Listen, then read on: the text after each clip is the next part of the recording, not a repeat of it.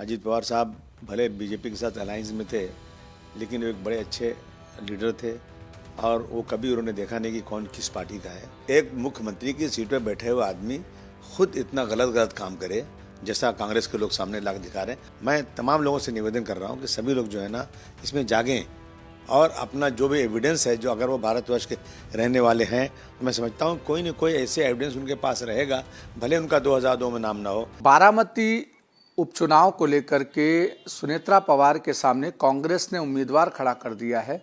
अब कांग्रेस के उम्मीदवार को वापस करने के लिए महाराष्ट्र के मुख्यमंत्री ने फ़ोन किया, रोहित पवार ने मुलाकात की, एनसीपी के तमाम सारे नेताओं ने मुलाकात की, शरद पवार ने भी अपील की है, लेकिन कांग्रेस अब तक पॉजिटिव नज़र नहीं आ रही है। इस पर बातचीत करने के लिए हमारे साथ समाजवादी पार्टी के महाराष्ट्र प्रदेश अध्यक्ष अबू आसिम आजमी हैं।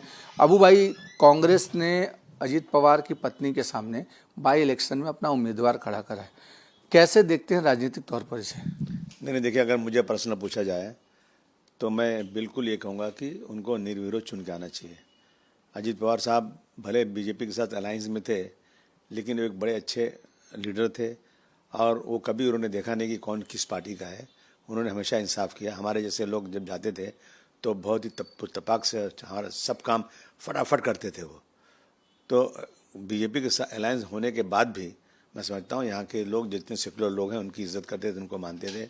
और अब उनकी पत्नी का इलेक्शन है, मैं समझता हूँ कांग्रेस को वहाँ पे बिल्कुल खड़ा नहीं करना चाहिए। इसके पहले मुझे आए थे मीडिया, अगले मुझे पूछ रहे थे आपकी पार्टी क्या करेगी। मैंने कहा मेरी पार्टी वहाँ तो है ही नहीं है, लेकिन मेरी दुआ यह है कि ये निर्विरोध इलेक्शन जीत कर आ जाए। दूसरा सवाल हेमंत विश्व शर्मा को लेकर। आज पोलिंग हो रही है असम में, लेकिन जिस तरीके से उनके खिलाफ आरोप लग रहे हैं, उसके बाद उनकी जो भाषाएं जो सोशल मीडिया पे वायरल हो रही हैं, गाली गलौज की भाषाएं, फिर पुलिस का एक्शन, आसाम पुलिस का एक्शन शुरू हो गया है जगह जगह पर कांग्रेस के नेताओं के खिलाफ, आप इसे कैसे देख रहे हैं? नहीं, ये लगता है कि डिक्टेटरशिप हो गई है कुछ, और वो आदमी इतना ज़्यादा जो है थर्ड क्लास बातें, हम सीएम की पोस्ट पर रहते हुए मैंने नहीं देखा कि इतनी ज़्यादा ऊँची बातें करने वाला कोई आदमी हो। और मुझे आरोप लगा है, अगर झूठ है तो अपने आप हो जाएगा ठीक, इतने चिल्लाने की ज़रूरत क्या है? बीजेपी जिसको चाहती है ईडी में, इनकम टैक्स में परेशान कर डालती है, और जब उनके आदमी पर आरोप लगा है तो इतना ज़्यादा चिल्लाने की ज़रूरत क्या है? उस पर एक्शन होना चाहिए और दूध का दूध पानी का पानी होना चाहिए। मैं समझता हूँ कि उनकी जो ये घबराहट है ना, ये बता रहे कहीं ना कहीं इनका ये गलत कर रहे हैं। क्या आपको लगता है कि ये चुनाव जो है उसमें कहीं ना कहीं रिजल्ट पर भी इसका असर पड़ेगा? ज़रूर पड़ेगा, पड़ना ही चाहिए। पढ़ने एक मुख्यमंत्री की सीट पर बैठे हुए आदमी खुद इतना गलत काम करे जैसा कांग्रेस के लोग सामने ला के दिखा रहे हैं। और मैं नहीं समझता कांग्रेस का नेता इस तरह से ओछी बातें, कोई गलत चीज़ ला के दिखा सकता है।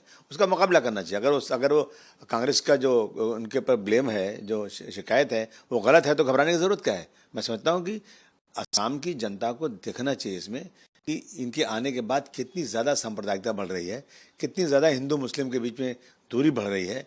तो अब की ये इस इलेक्शन में इसका असर तो होना ही चाहिए। दुआ करता हूँ कि वहाँ पे बीजेपी साफ हो जाए। साफ सुथरी वोटिंग भारतवर्ष में नहीं हो रही है और इलेक्शन कमीशन 100% बीजेपी के साथ मिल करके ये जो है इलेक्शन में गड़बड़ी कर रहा है। मैं तमाम लोगों से निवेदन कर रहा हूँ कि सभी लोग जो है ना इसमें जागें और अपना जो भी एविडेंस है, जो अगर वो भारतवर्ष के रहने वाले हैं तो मैं समझता हूँ कोई न कोई ऐसे एविडेंस उनके पास रहेगा, भले उनका 2002 में नाम ना हो, भले उनके पिताजी का नाम कहीं ना मिला है, लेकिन उसके बाद भी ऐसी बहुत सारी चीज़ें वो ला सकते हैं जिससे वो अपना भारतवर्ष का निवासी और अपना वोटर लिस्ट में नाम डलवा सकते हैं।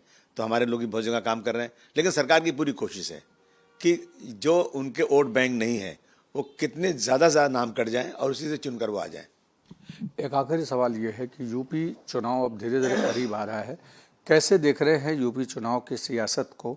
क्या समाजवादी पार्टी कितना मजबूती के साथ ग्राउंड पर उतर रही है? देखिए, अगर समाजवादी पार्टी का कार्यकाल देखा जाए 2012-17 तक, तो जो विज़न अखिलेश जी का था ना, मैं समझता हूँ आज अखिलेश जी की सरकार यूपी में आना बहुत ही ज़रूरी है। जो कुछ किया हुआ था काम सब बर्बाद किया जा रहा है और सिर्फ धर्म के नाम पर किसी के साथ ज्यादती, किसी के साथ बहुत नरमी, ये हो रहा है यूपी में हो रहा है बगैर किसी। ये कौन संविधान में कौन सा ऐसा है कि अगर किसी ने कोई क्राइम किया तो उसका घर गिरा दिया जाए? अबे क्राइम करने वाला सज़ा उसको होगी, कोर्ट से होगी, लेकिन ये मुख्यमंत्री सज़ा दे देते हैं तुरंत किसी को गोली मार दिया, किसी के पैर में गोली मार दिया, किसी का घर गिरा दिया। और मुझे ये भी अफसोस है कि कोर्ट से जब फैसला आता है ना कि ये इन्होंने इलीगल काम किया, घर गलत गिराया है, इन पे फाइन लगाई जाए।